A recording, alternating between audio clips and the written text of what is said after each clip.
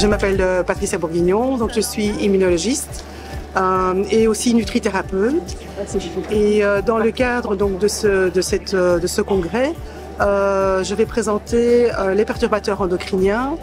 En fait, ma présentation, si vous voulez, sera en deux phases. La première, c'est expliquer ce que c'est que les perturbateurs endocriniens. Donc, c'est un côté, je dirais, un peu anxiogène.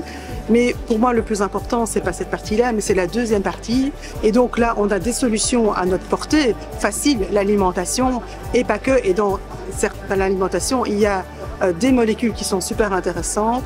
Et donc, c'est le sujet de cette présentation aujourd'hui au congrès. Bonjour à tous. Merci au docteur Jean-Loup Musset et aussi à toutes les personnes du Centre Ressources pour leur accueil, leur bienveillance. Et puis c'était un plaisir aussi de venir capter quelques rayons de soleil par rapport à notre grand nord où il ne fait pas très beau pour le moment. Donc voilà, la thématique qu'on m'a demandé de présenter, c'est sur les perturbateurs endocriniens. Alors mon agenda, il est simple. La première partie, je vous informe déjà, elle est anxiogène. Donc, je vais vous parler un petit peu de ce que c'est les perturbateurs endocriniens, comment ça fonctionne. Mais ce qui est plus intéressant pour vous, c'est finalement qu'est-ce qu'on peut faire pour les éviter ou mettre des choses en place pour ne pas subir les effets nocifs. Et donc là, ce sont des choses que vous pouvez mettre en place. Donc, c'est du positif. Donc, on va commencer par cette première partie, comme je vous disais, qui est un peu plus théorique, en quelque sorte, sur la définition des perturbateurs endocriniens. Donc, l'OMS les a définis comme une substance étrangère, et on appelle ça donc des xénohormones, qui peuvent être d'origine naturelle, et là, on pense, en l'occurrence, aux phytoestrogènes. Je n'en parlerai pas dans cette présentation, puisqu'on en touchera un mot, je pense, pour la dernière présentation, si je ne me trompe pas.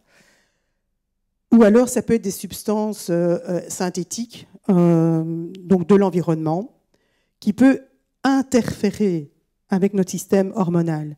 Donc, j'insiste sur le mot interférer, puisque ce ne sont pas des hormones, donc ça va modifier.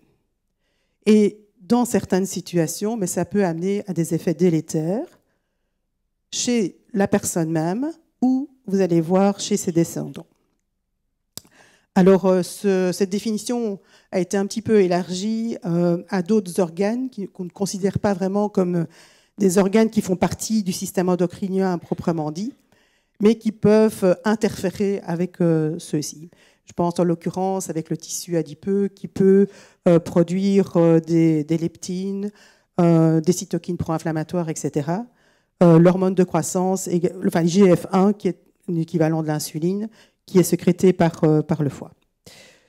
Alors, comment est-ce que ça fonctionne en termes de perturbation?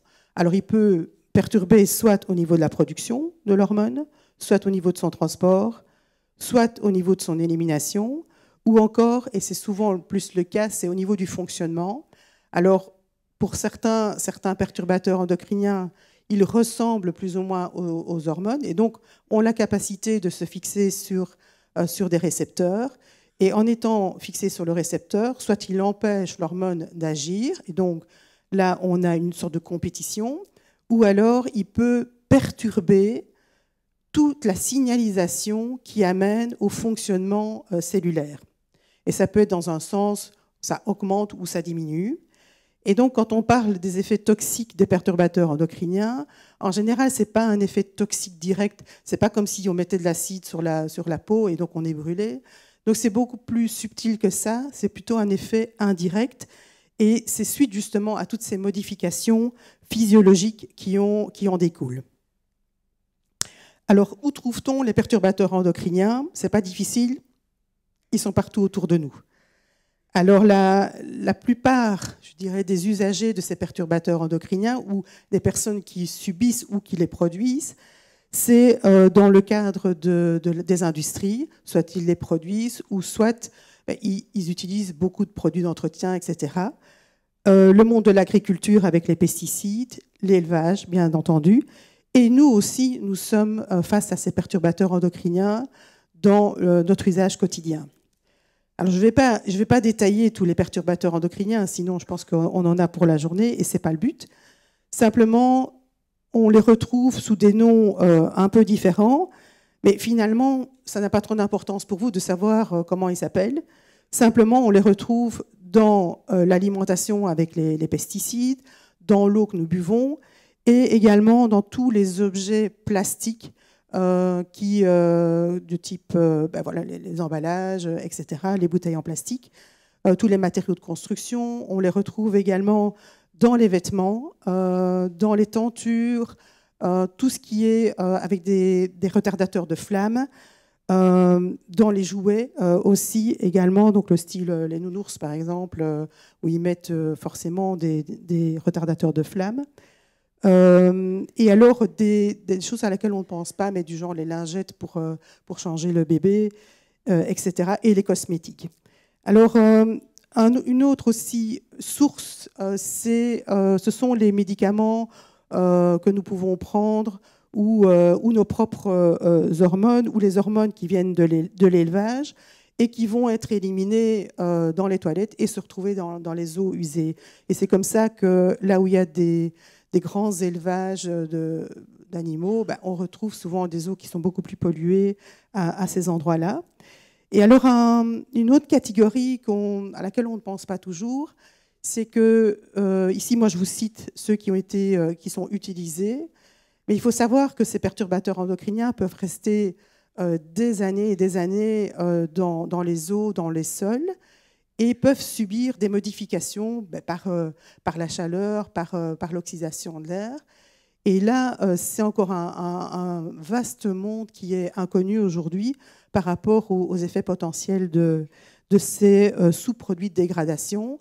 Et je vais vous parler aussi un petit peu des produits de dégradation que nous aussi, on peut générer.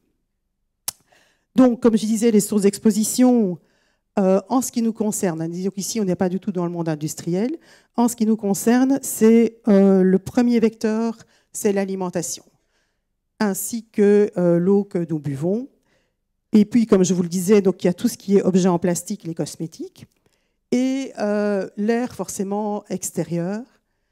Mais alors, ce que beaucoup de personnes ne savent pas, c'est notre air intérieur, qui est une source majeure de contamination. Je ne sais pas si vous avez une idée du temps que nous passons à l'intérieur. Réfléchissez, ayez une réponse dans votre tête.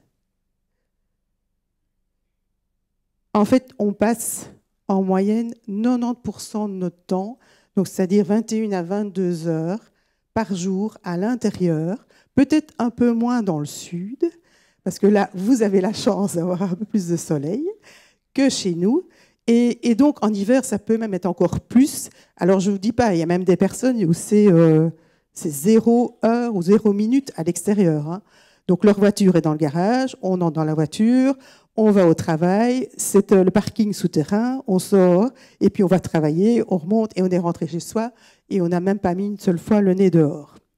Et donc, dans cette enquête qui a été réalisée, on a remarqué qu'il y avait, vous en tant que personne, mais c'était une enquête pour les Français, mais c'est valable pour tout le monde, on n'était pas conscient que l'air intérieur pouvait être 5 fois plus pollué que l'extérieur. D'où, déjà, c'est important d'aérer tous les jours. Donc, les voies de pénétration me paraissent évidentes, hein, c'est l'ingestion, le contact et l'inhalation. Mais il y a aussi une voie qui est dite parentérale, donc ça c'est plutôt par l'usage des instruments médicaments de perfusion, voilà. Et la voie qui est hyper importante aussi, comme vous allez le voir, c'est donc pendant la grossesse, donc le passage au niveau du fœtus et lors de l'allaitement. Alors, c'est une enquête qui a été réalisée ici c'est même plus qu'une enquête, c'est parce dans ce programme-là, il y a deux études. Dans celle-ci, qui est l'étude ELF, qui était sur plus de 4000 femmes enceintes, ils ont mesuré dans leur sang les différents polluants. Et je ne vais pas les passer en revue. Donc vous pouvez voir ici, c'est un petit résumé de quelques-uns où la majorité de ces femmes enceintes, enfin, je dirais toutes les femmes enceintes, ont au moins un perturbateur endocrinien présent dans leur sang. Et quand vous voyez, c'est de 90%, 74%, 100% pour l'ensemble. Alors, ça, c'est vraiment important puisque je vous disais qu'une des voies de passage, c'est lors de la grossesse. Et on sait qu'aujourd'hui, en moyenne, chaque bébé qui naît dans nos pays développés, je le mets entre guillemets, a été exposé à plus de 100 perturbateurs endocriniens. Et le fœtus, c'est vraiment le moment, et la petite enfance, le moment où tous les organes se développent et donc sont beaucoup plus susceptibles à ces perturbateurs endocriniens. Ça, c'est une expérience qui a eu lieu au Mexique. Ils ont pris des femmes enceintes qui vivaient dans la colline ou dans la vallée. Et la vallée, en fait, c'est une vallée qui est hyper polluée. Donc, ils utilisent l'agronomie à grande échelle. Et puis, ils ont fait des tests psychologiques, enfin, différents tests chez les enfants. Et là, on demandait aux enfants de 4 ans de dessiner un bonhomme. Et je vous laisse deviner qui vivait où. Donc, vous voyez les petits bonhommes d'un côté qui vivaient dans les collines, donc moins exposés à la pollution. Et ces enfants qui vivaient en vallée, vous avez vu à quoi ressemblait un bonhomme.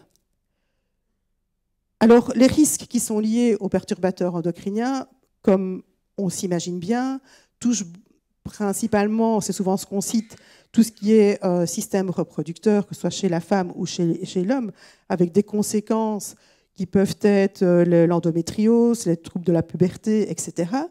Et aussi tous les autres organes finalement qui figurent dans le système endocrinien, comme les troubles métaboliques avec l'obésité, le diabète, les maladies cardiovasculaires, altération de la perméabilité intestinale, et ça j'y reviendrai.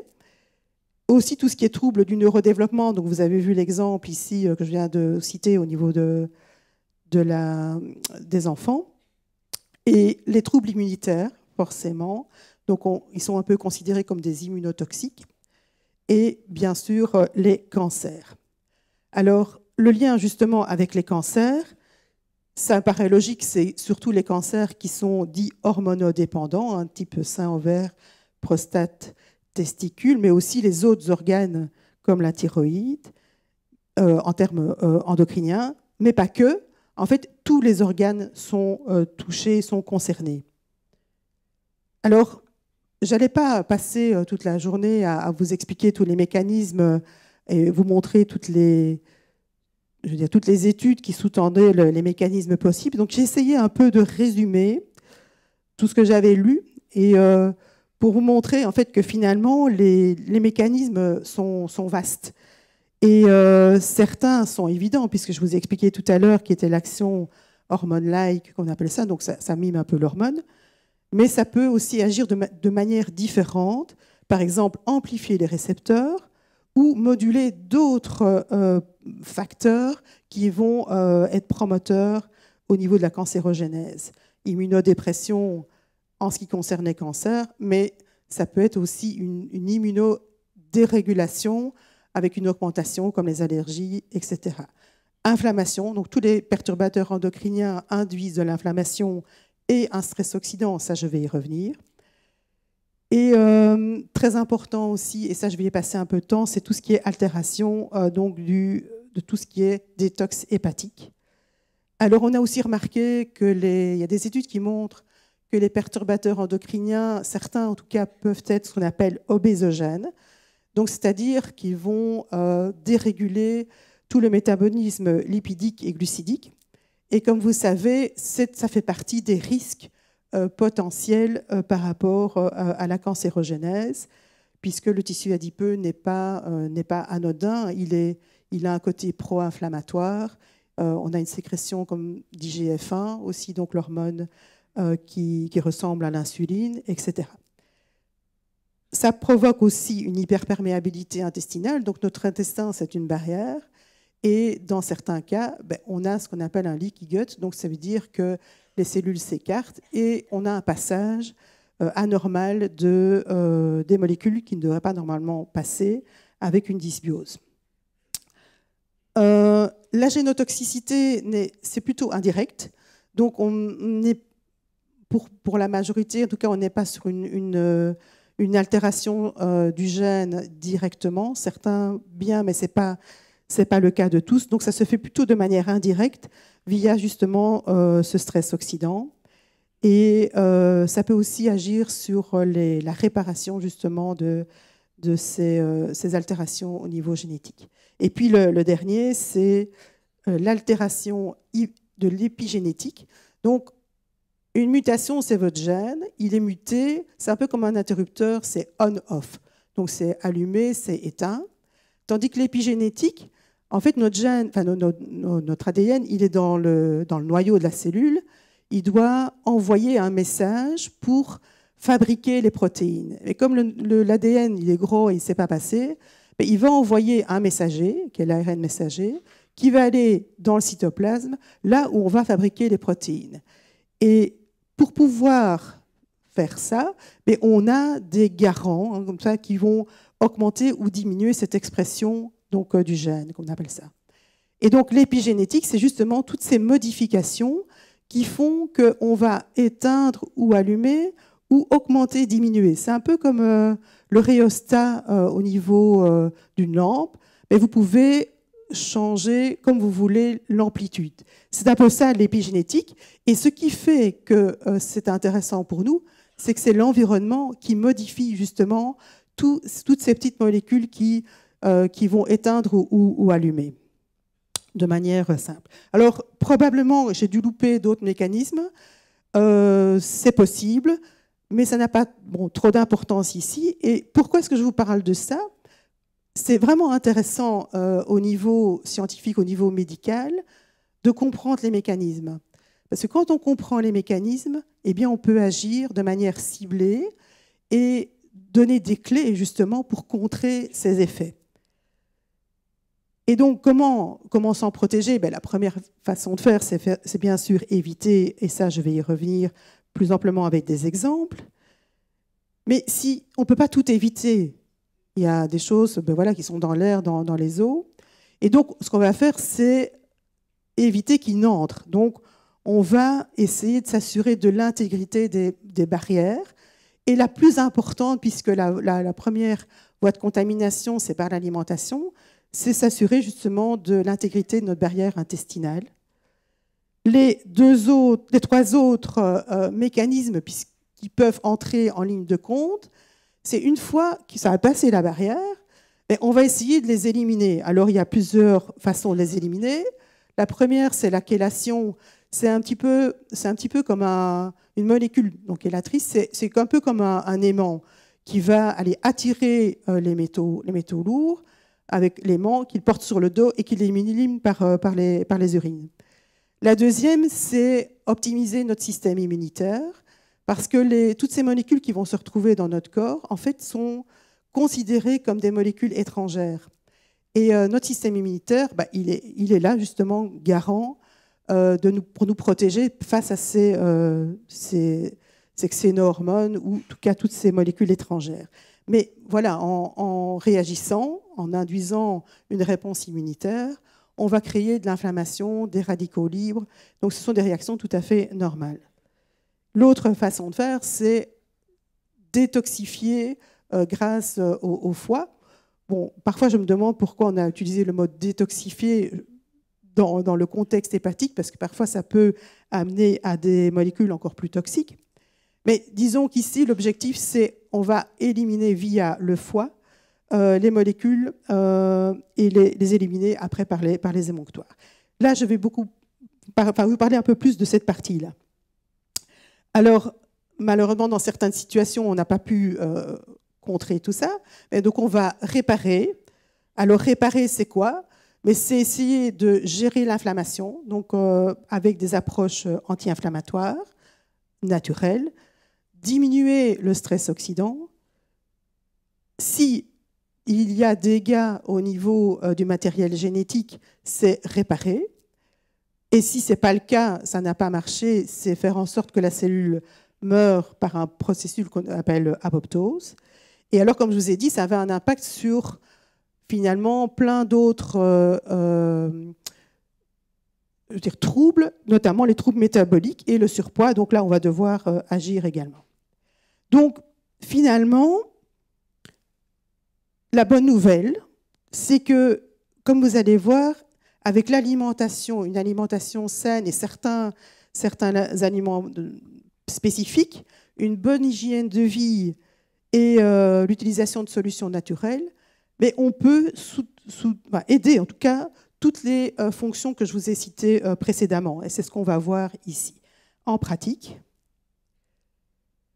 alors, réduire l'exposition aux toxiques, en pratique, en cuisine, c'est bien sûr utiliser un maximum, manger un maximum d'aliments bio.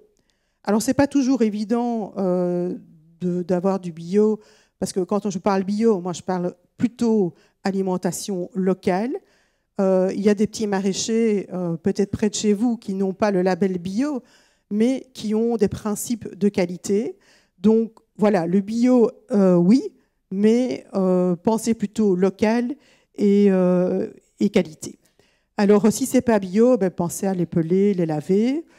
Alors, tout ce qui est poisson, allez plutôt vers des petits poissons gras, avec quand même un bémol, comme vous savez, que les poissons aujourd'hui sont pas mal pollués avec des métaux lourds et perturbateurs endocriniens. Donc, c'est quand même à limiter sur la semaine à 1 ou 2 fois. Bien sûr, des produits non transformés, puisque c'est là qu'on les trouve essentiellement. Cuisson non toxique, c'est-à-dire basse température, vapeur. Et puis, utiliser des ustensiles qui sont non polluants, comme le verre, la céramique, etc.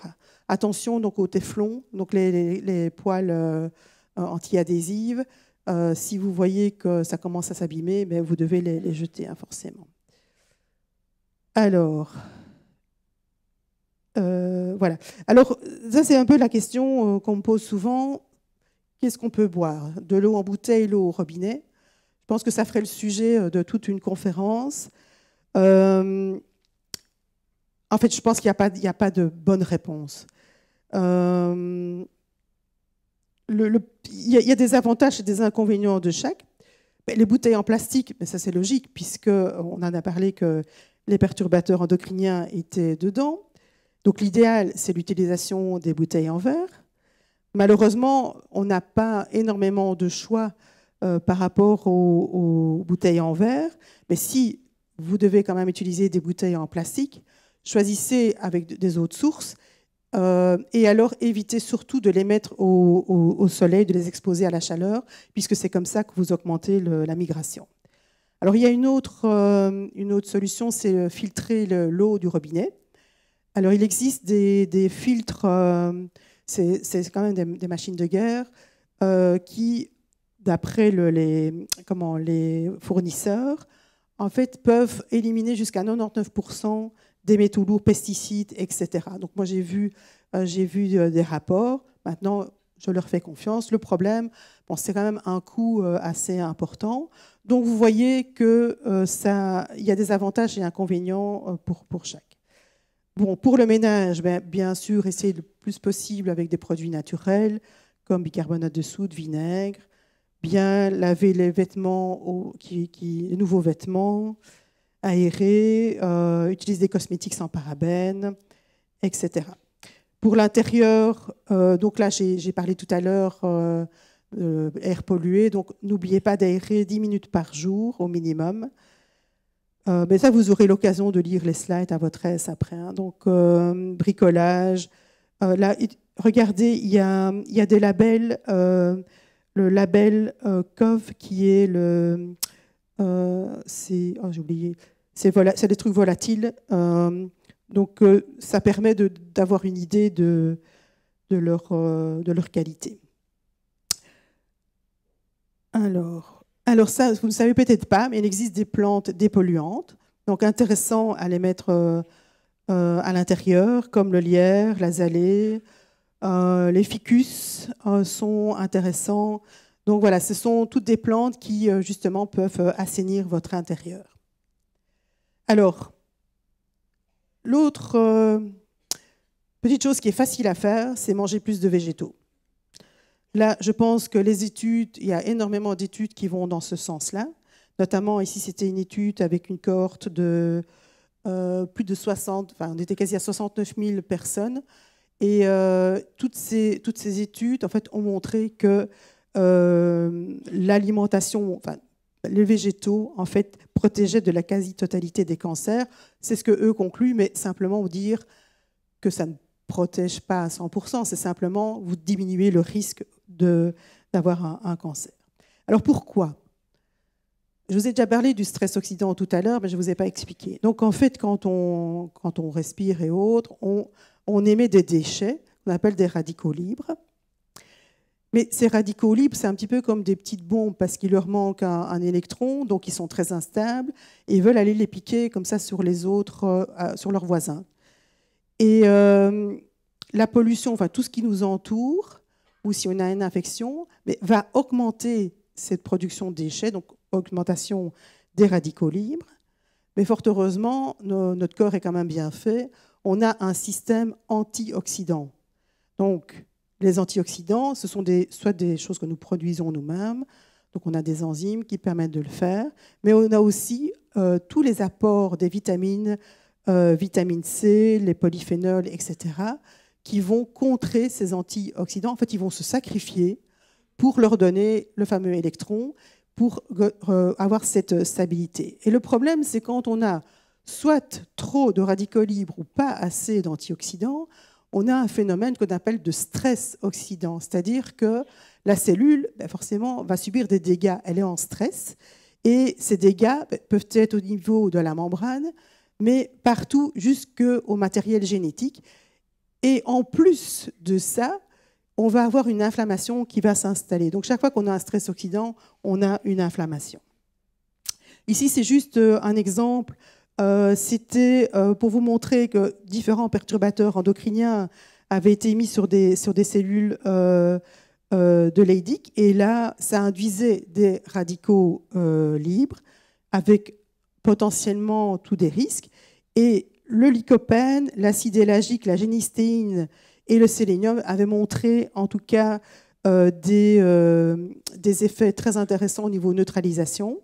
L'acide élagique, on la trouve un petit peu partout dans les fruits et légumes. Génistéine, donc c'est le soja. On en parlera, il y aura un sujet cet après-midi. Le sélénium, c'est surtout dans les noix du Brésil. Et lycopène dans les tomates. Donc, en gros, c'est manger beaucoup plus de fruits et de légumes de toutes les couleurs, puisque chaque antioxydant a sa couleur propre, entre guillemets. Et donc, plus vous variez les couleurs et plus vous amenez des antioxydants. Alors, moi, on parle souvent du régime méditerranéen, et vous êtes au cœur de ce fameux régime méditerranéen. Vous avez la chance d'avoir des bons aliments autour de vous, tout ce qui est raisin avec le resveratrol, le tomate, je viens d'en parler, les olives, fruits et légumes, les poissons. Mais j'aime aussi allier le côté asiatique qui amène aussi de certaines bonnes choses, des épices, notamment gingembre, curcuma, thé vert, le soja, les algues. Et c'est ce qu'on appelle finalement une alimentation méditerranéenne-asiatique. Alors ici, c'est un exemple de la curcumine. Par rapport à des métaux lourds, donc c'était des cellules d'un hépatocarcinome. On avait pré-traité les cellules avec du curcuma pendant 24 heures et on regarde, je vais prendre le petit pointeur, ce sera plus facile. Ici, on a rajouté du cadmium. Donc là, c'est quand il n'y a pas de cadmium, mais on voit qu'on a une mortalité des cellules, le nombre diminue. Et les cellules qui avaient vu du curcuma avant, avait une moins grande perte de viabilité. Donc il y a une protection au niveau cellulaire et c'est lié à la curcumine puisque c'est dose dépendant. Alors ça a été fait aussi pour l'arsenic, pour le nickel, le plomb. on avait des résultats similaires. Alors là, ce qui est intéressant, c'est ici, ils ont mesuré la quantité de cadmium qui était entrée dans les cellules. Et comme vous voyez, le fait d'avoir le curcuma, eh bien, le curcuma a bloqué l'entrée du cadmium. Donc, et c'est valable ici pour l'arsenic et les autres métaux. Et alors, la troisième mesure, c'était, on mesure en fait les dégâts occasionnés au niveau du matériel génétique. Et donc là, quand on est avec le cadmium, on voit qu'on a une génotoxicité. Et le fait d'avoir du curcuma, mais ça empêchait cette génotoxicité. Donc vous voyez, simplement l'utilisation du curcuma peut vous aider par rapport aux perturbateurs endocriniens. Et donc, il a aussi la capacité de chélater. Donc, vous vous souvenez de l'histoire de l'aimant là, qui capte. Et il peut aussi donc, aider par rapport à ce côté antioxydant en agissant de manière indirecte sur c'est toutes des voies qui vont aboutir à l'augmentation des enzymes qui interviennent dans le côté antioxydant. Donc, c'est la voie NRF2. Et donc, ça protège le foie. Alors, au niveau chélation, je ne fais que citer ici d'autres molécules intéressantes qu'on retrouve dans l'ail, le chardon-marie, la coriandre, le ginkgo biloba, sont des plantes qui sont intéressantes dans ce contexte de chélation. Alors, attention à la coriandre. Ici, je parle bien...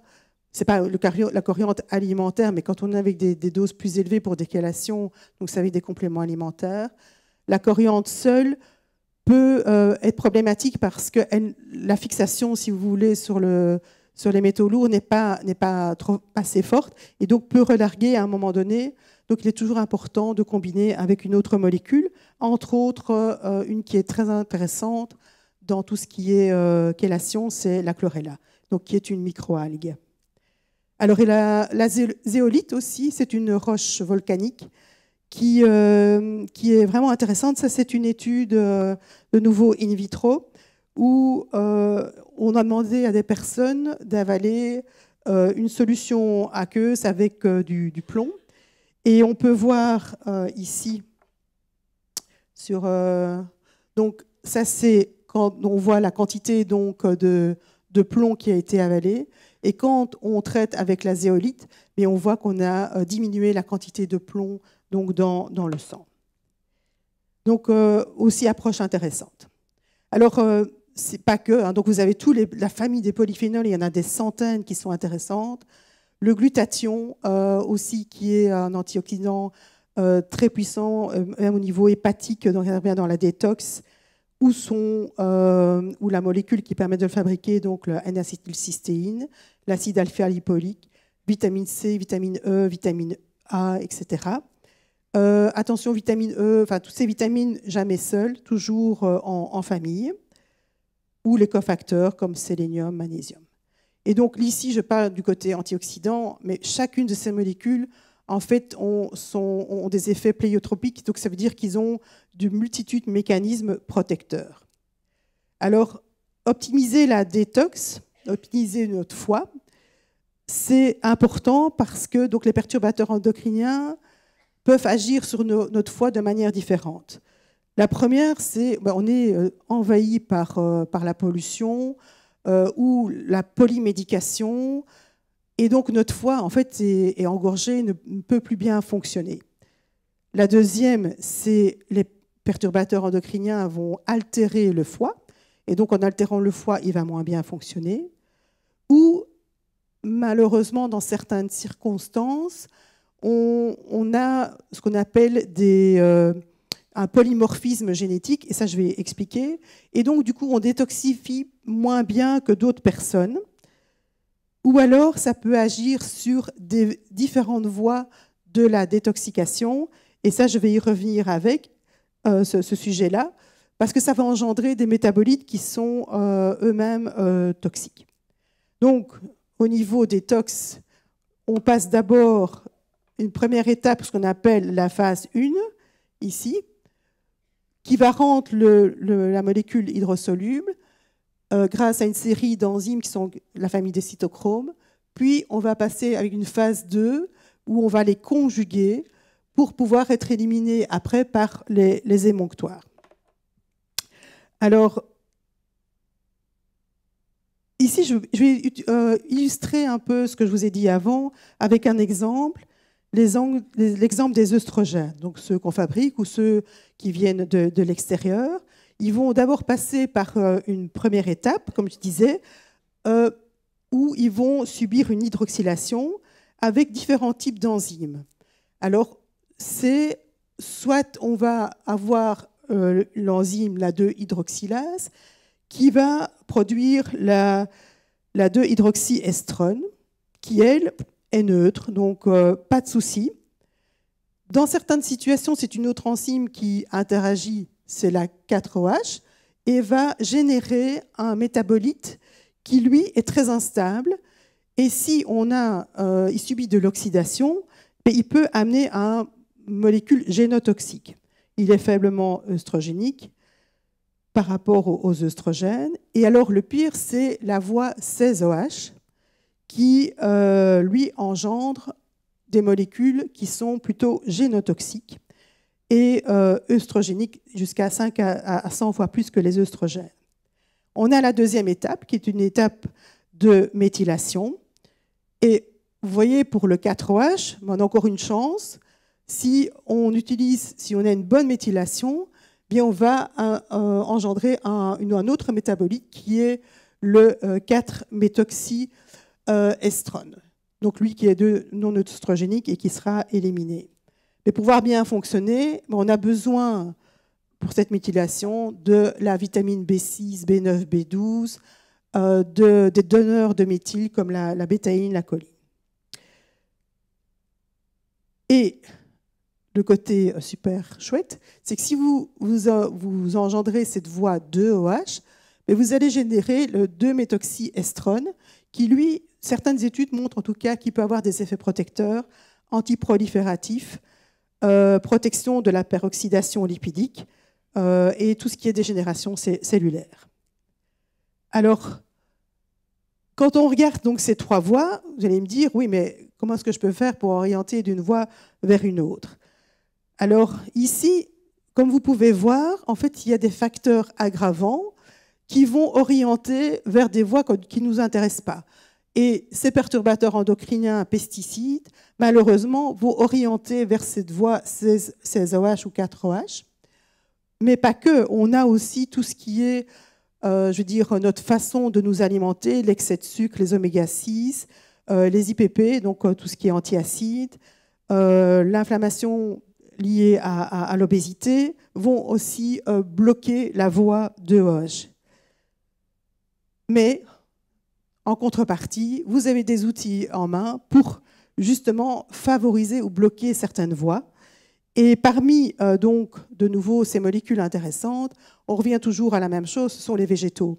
Et parmi ces végétaux, vous avez le pamplemousse, qui est d'ailleurs bien connu. On dit toujours éviter de prendre du pamplemousse par rapport à certains médicaments, parce qu'il bloque justement la voie 16OH, qui peut être favorable pour d'autres. Hein. Donc, c'est parce que ici, je parlais des œstrogènes.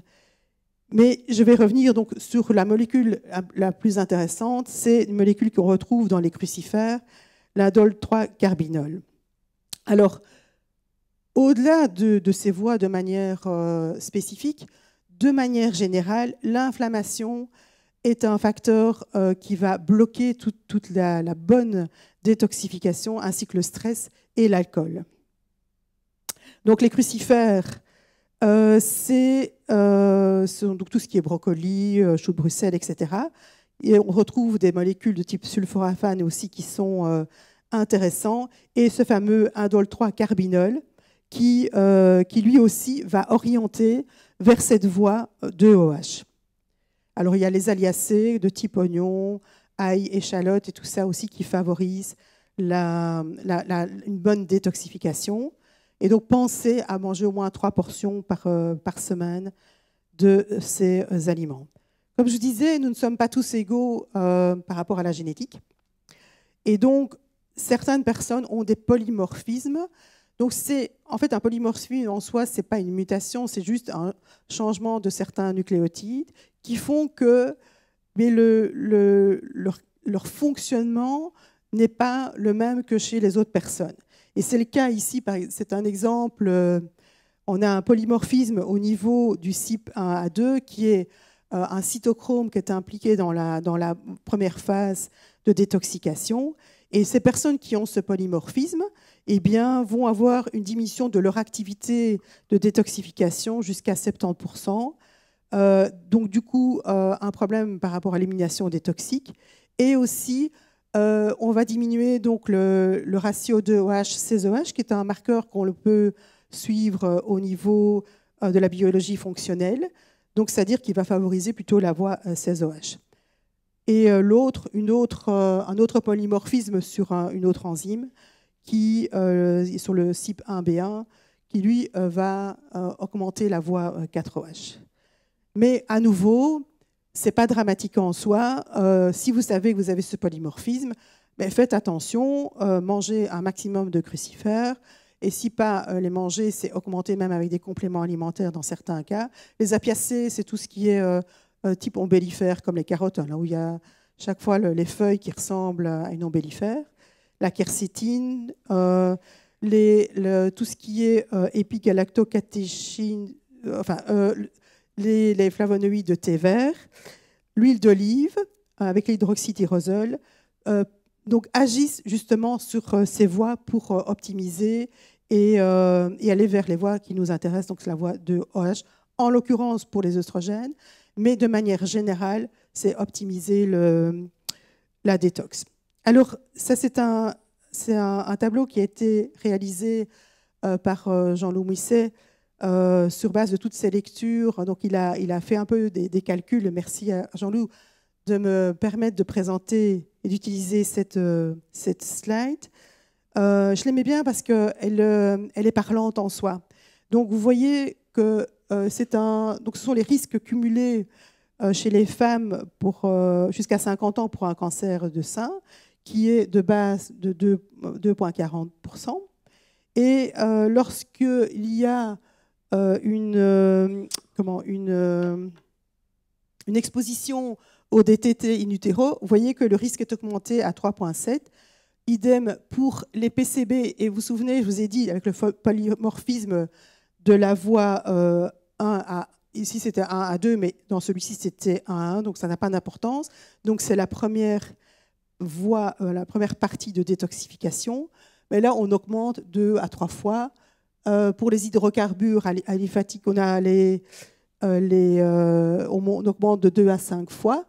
Et on a aussi, chez les personnes qui ont une mutation, les mutations BCRA ou PALB, ce sont des mutations par rapport à des gènes qui interviennent dans la réparation de l'ADN. Et donc, quand on a ces mutations, mais comme vous voyez, on a des risques augmentés de 6 voire 15 fois. Mais alors, ce qui est assez fabuleux, c'est que l'alimentation elle-même peut moduler tout ça. Donc, vous pouvez augmenter vos risques. Ici, c'est un risque qui a été calculé par rapport aux graisses hydrogénées. Donc, c'est les graisses qui sont modifiées. Et on augmente 2 fois ce risque. Donc on arrive à 4%, voire 5% de risque. Et les femmes qui avaient cette mutation BRCA, en mangeant 5 portions de fruits et légumes par jour, on voit qu'on est descendu à 0,27, donc à 10%. Donc vous voyez, simplement, en mangeant des fruits et légumes, on arrive à moduler tous ces risques. Ici, je vous ai mis les références que vous pourrez relire après. Donc, en gros, c'est ingérer un maximum de plantes, détox et tout ça. Je ne vais pas vous parler des formules détox, parce que les labos font maintenant pas mal de chouettes produits. Donc là, c'est à vous d'aller le voir, ceux qui sont ici. Et donc, chez les personnes qui sont à risque, c'est-à-dire qui sont surexposées avec un polymorphisme ou qui ont des mutations, chez les femmes enceintes et tout ça, faites attention. Donc, il faut faire des détox régulières. Alors, le dernier point, c'est soutenir la réparation. Donc, les mutations, comme je vous l'ai dit, peuvent amener à des dommages au niveau du matériel génétique. Et on a un senseur qui s'appelle le P53. Enfin, je veux dire senseur, c'est une molécule qui intervient dans le processus par rapport à la réparation. Et donc, lui, ce qu'il fait, c'est, si à un moment donné, il a eu le message comme quoi il y avait un problème, il va arrêter le cycle cellulaire et laisser la possibilité de réparation, ou si ce n'est pas possible, il envoie vers la mort cellulaire. Et si ce n'est pas le cas, si on n'arrive pas à contrer, mais alors là, on va vers une instabilité génétique. Et le fonctionnement de cette P53, en fait, c'est une protéine qui est zinc dépendant. Donc, si on est en carence de zinc, ben, ça ne va pas bien fonctionner. Ou, si on a un excès en cuivre, également, ça ne fonctionnera pas bien. Et les métaux lourds vont prendre la place de ce zinc. Et donc, du coup, ça va moins bien fonctionner. Donc, c'est important de restaurer l'activité en corrigeant les déficits en zinc, mais aussi en évitant l'excès, je dis bien l'excès de cuivre et bien sûr les métaux lourds. Et on a aussi tout un panel d'autres molécules que vous pourrez lire à votre aise, mais c'est déjà des molécules que je vous ai déjà parlé tout à l'heure, principalement donc les antioxydants, qui vont donc augmenter cette voie P53 vers la voie de l'apoptose. Et concernant la réparation, quand on a un dommage au niveau de l'ADN, on déclenche donc des signaux et ça passe en général par des molécules qu'on appelle les sirtuines. Et grâce à ça, on va pouvoir réparer. Eh bien, on a aussi des solutions pour augmenter justement ces activations des sirtuines. C'est entre autres la restriction calorique qui va, et quand je dis restriction calorique, je parle par exemple d'un jeûne nocturne ou le fait de moins manger, parce que quand on regarde en général, on mange trop par rapport aux dépenses, et puis en mangeant un peu moins, ben forcément on emmagasine moins aussi les toxiques, mais aussi on a des molécules comme le resveratrol et l'activité physique aussi active ces voies de réparation. Donc, pour terminer, ce qui est important, moi je vous ai parlé de l'alimentation, parce que ma casquette de nutrithérapeute, c'est plus mon sujet, mais n'oubliez pas qu'il faut, je vous ai montré un exemple, introduire l'activité physique de manière régulière, gestion du stress, on a vu qu'il pouvait intervenir dans certaines voies, et bien sûr l'optimisation du sommeil, puisque c'est pendant la nuit qu'on répare.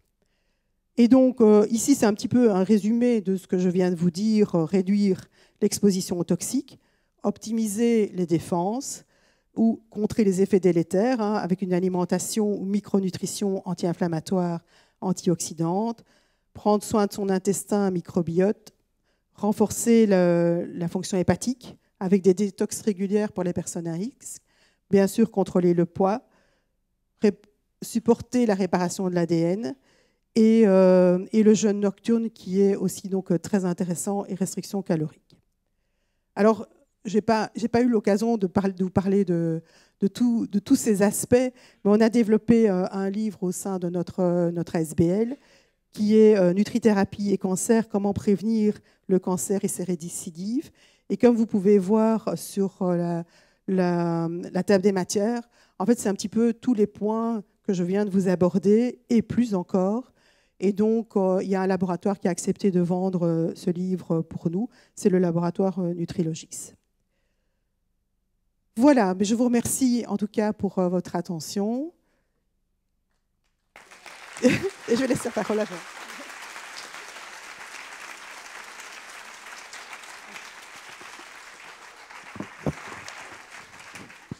Merci Patricia. Merci de nous rappeler que 90, ça veut dire 90. Oui, pardon. Elle vient bien de Belgique. Une question. On va en reparler, certes, mais quand même déjà. Oui. Les produits naturels comme le soja, c'est un perturbateur endocrinien?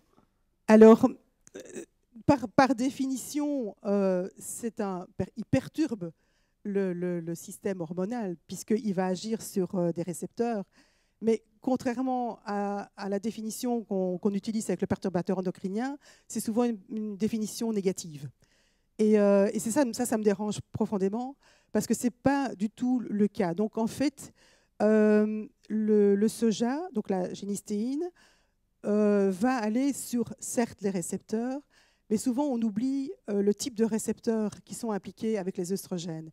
Donc, il faut savoir qu'il y a 2 types de récepteurs. Il y a alpha, bêta.